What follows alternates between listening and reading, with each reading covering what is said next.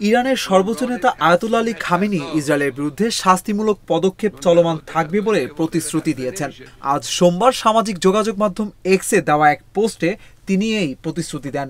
America Israeli হামলায় যোগ দেওয়ার পর এটিই ছিল সামাজিক যোগাযোগ মাধ্যমে খামেনির প্রথম প্রতিক্রিয়া।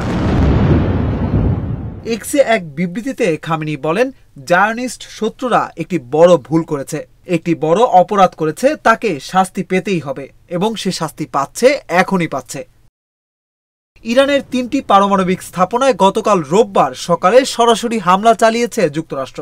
মার্কিন প্রেসিডেন্ট ডোনাল্ড ট্রাম্প ট্রুথ সোশ্যালে দেওয়া এক পোস্টে নিজেই এই হামলার খবর জানান। এরপর জাতির উদ্দেশ্যে দেওয়া ভাষণে ট্রাম্প বলেন, মনে রাখবেন, অনেক টার্গেট এখনো বাকি আছে। আজ রাতে লক্ষ্যবস্তু ছিল সবচেয়ে কঠিন, সম্ভবত সবচেয়ে আইনসঙ্গত, কিন্তু যদি দ্রুত শান্তি না আসে তাহলে আমরা অন্যান্য লক্ষ্যবস্তুতে নির্ভুলতা, গতি এবং দক্ষতার সঙ্গে আঘাত হানব। গত 13 জুন ভোর রাতে বিনা উস্কানিতে ইরানে হামলা শুরু করে ইসরায়েল। ওই হামলা এখনো অব্যাহত রয়েছে। জবাবে ইসরায়েলে পাল্টা হামলা চালাচ্ছে ইরানও। ইসরায়েলি কর্তৃপক্ষ জানিয়েছে, এই সংঘাতে এ পর্যন্ত ইসরায়েলের 24 জন নিহত হয়েছেন। অন্যদিকে ইরানের স্বাস্থ্য মন্ত্রণালয় জানিয়েছে, ইসরায়েলের সঙ্গে সংঘাত শুরু হওয়ার পর থেকে এখন পর্যন্ত ইরানে 430 জন নিহত হয়েছেন। এ সময় আহত হয়েছেন কমপক্ষে 3500 মানুষ।